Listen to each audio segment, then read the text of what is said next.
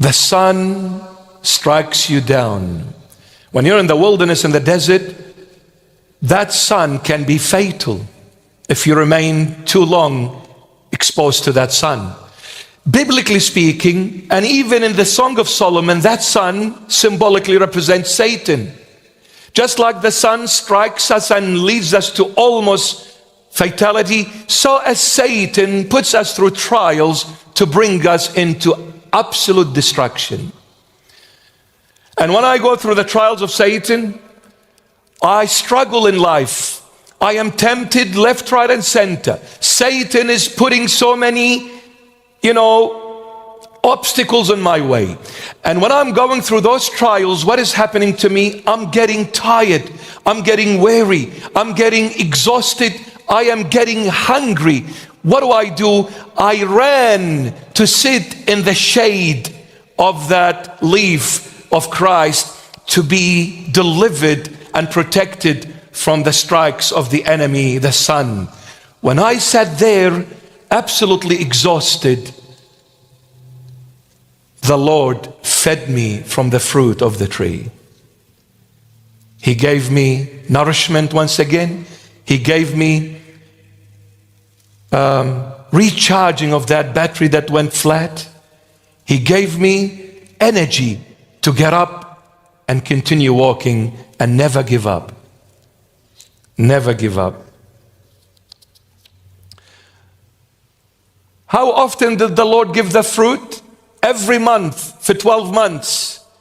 And 12 months is your entire life. How often does the Lord feed you when you go tired, when you go exhausted? Every time, all the time, without fail.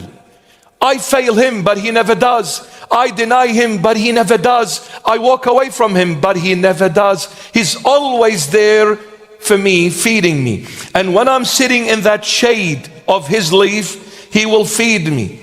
My beloveds, the fruit of the tree of life, who is Christ, will always sustain you to carry on no matter what.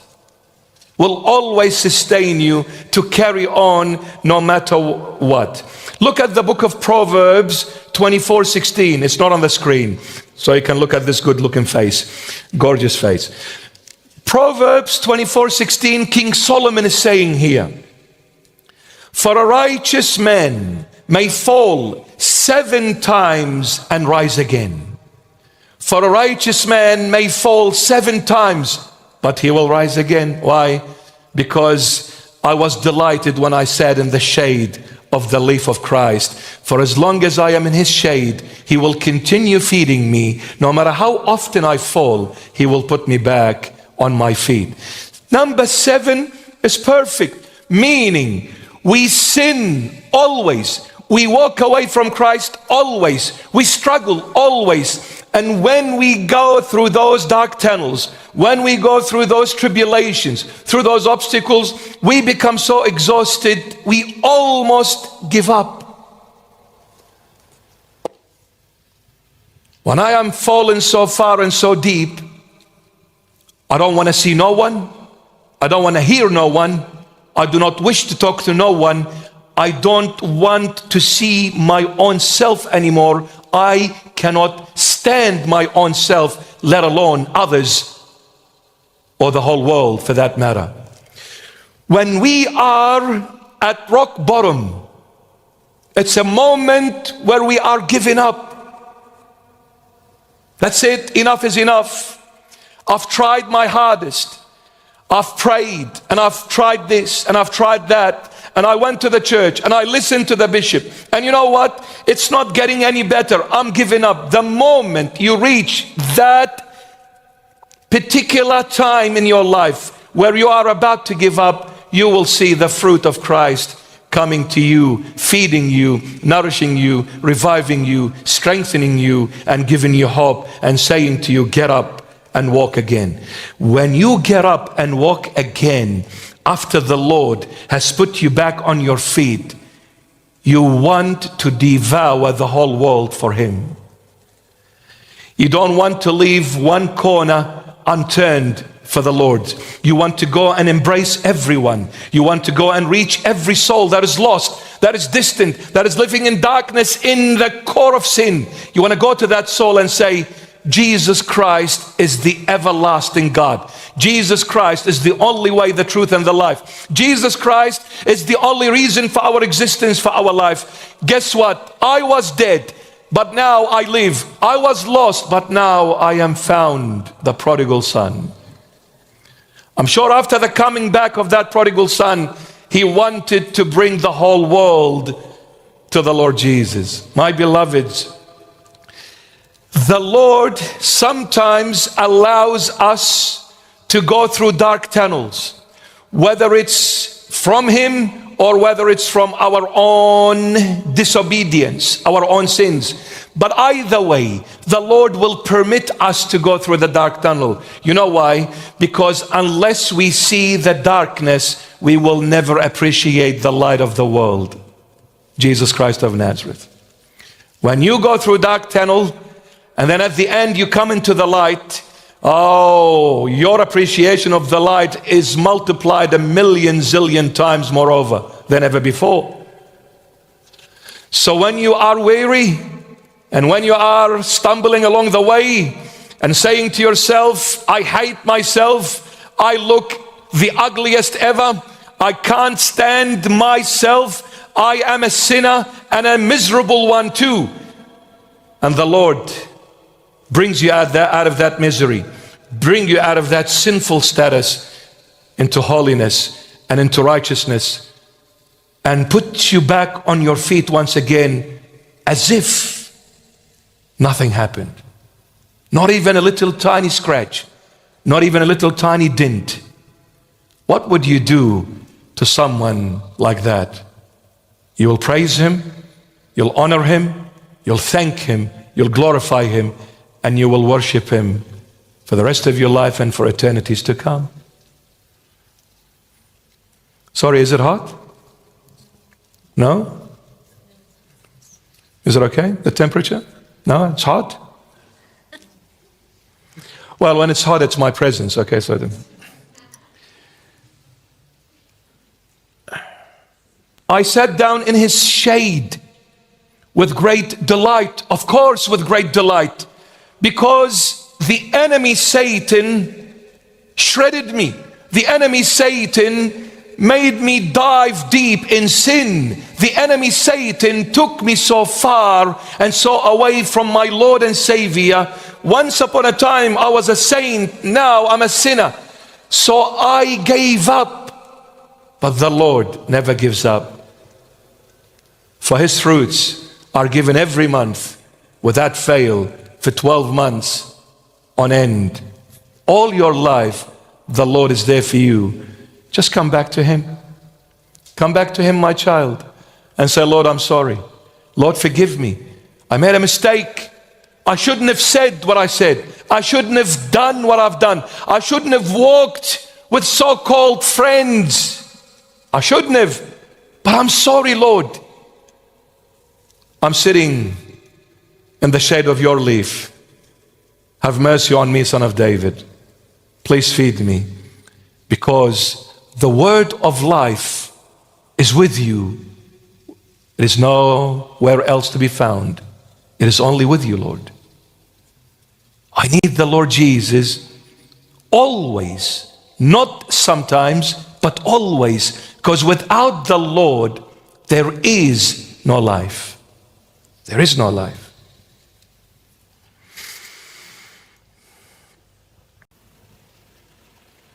If the righteous man falls 7 times, then how many times a piece of wreck like me would fall? But the Lord is faithful. The Lord is faithful. I'm sure, if not all of us, most of us, we've been through dark tunnels at some stage in our life. We've been through certain struggles. And maybe we've reached a moment where we said, I can't do this anymore. I'm sure we've reached that moment where I want to just give up. I'm too exhausted. Everybody's against me. My own family doesn't want to see me anymore.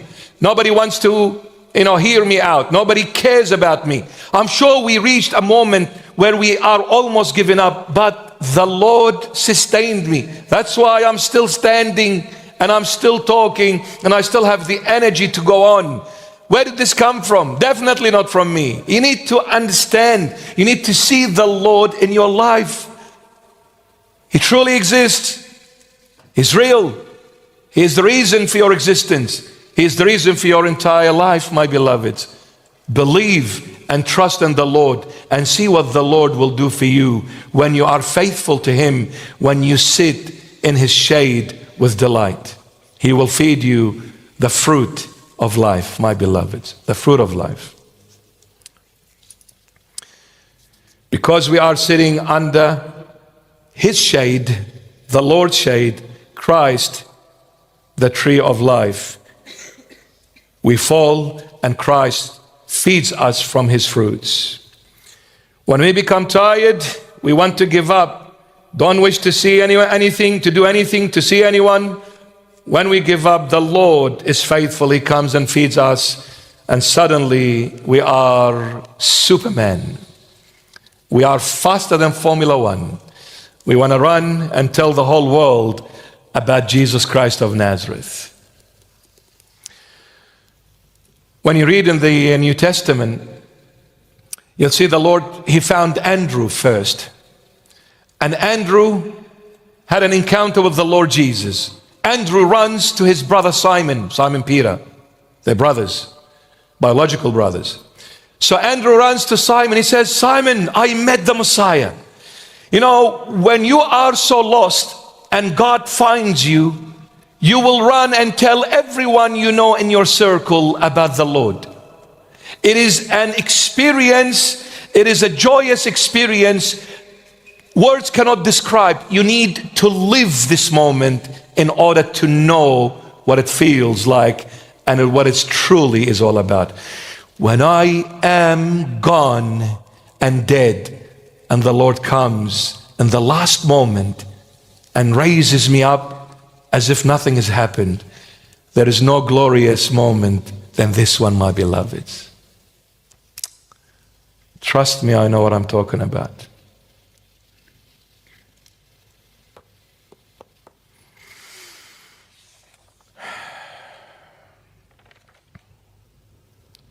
I want to bring the whole world to the Lord Jesus.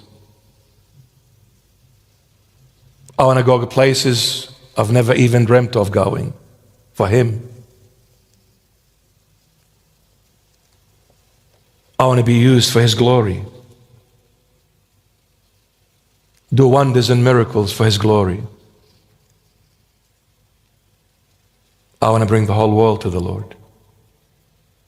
Before I leave this world, I want it to be converted to Christ and Christ alone. Because there is no one else but this man, Jesus Christ of Nazareth. Perfect God, perfect man, who truly lives, truly is the reason for our existence. He is the true living God, who was revealed in the flesh over 2,000 years ago. For this man I live, for this man I die.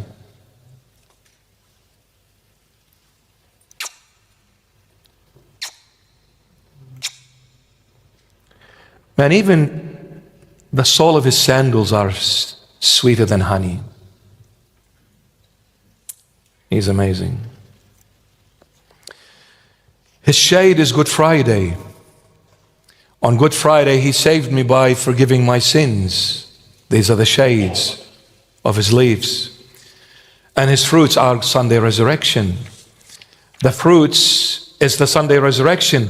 After resurrection, the Lord Jesus says to Mary Magdalene, go and tell my brothers, I'm ascending to my Father and your Father, my God and your God. The first time ever the Lord Himself calls us His brothers was after His resurrection. Prior to the resurrection, the Lord never said to no one, you're my brother, to no one. It was only after the resurrection. He says to Mary Magdalene, go, I'll tell my brothers. So what are His fruits? He called me His brother. What does that mean? The fruit is He made me the son to the Almighty God. The leaves of Christ washed away my sins, Good Friday. The fruits of this tree of life, who is Christ Jesus, the fruits are, He made me the son to the Almighty God, and God became my dad. Every time you pray, you say, Our Father who art in heaven. When you go to the original text, which the Lord taught this prayer with, it is the Aramaic Syriac language. Now in Aramaic Syriac, the word father is abon or awon, depending on the accent or the dialect. There is the eastern and the western dialect of the Euphrates. So I have some beautiful sons from the western dialect of the Euphrates, Shlomo, Psheino, Eidar Bohat. So abon or awon, the literal transliteration of the word abon is, in English, is daddy. Our daddy who art in heaven. Daddy, not father. Father is the formal way of addressing this person, but dad is the informal way. And wouldn't you speak informally to your father? Why would you speak formally? He is your dad, for God's sake. So when you go to dad, would you say, Mr. Smith, how are you this morning? Mr. Smith, may I ask you a question, please? No, you say, g'day, dad. You go, mate. High five, dad. Give me $20. Dad. There is no formality because he's my dad. I speak formally with strangers, but I speak informally with those who are intimate human beings in my life. Close, extremely close. Sunday resurrection, the fruit, God became daddy. So next time I go to God, I speak informally, but never losing track that He's still God. I speak to Him with respect, but informally. Dad, I love you. Dad, how are you? Dad, I miss you. Dad, I can't wait to see you, Dad. But Dad, I need a favor. I'm struggling with this. I'm struggling with that. Please, Dad, help me. I love you, Dad. Thank you so much. And Dad, one thing, I just want you to know. I know you know this, but I want you to hear it from me. Dad, I believe you've heard me. I believe you've received my prayer. And Dad, I believe you've already answered it. Thank you, Dad. See you next time, Dad. It's very simple.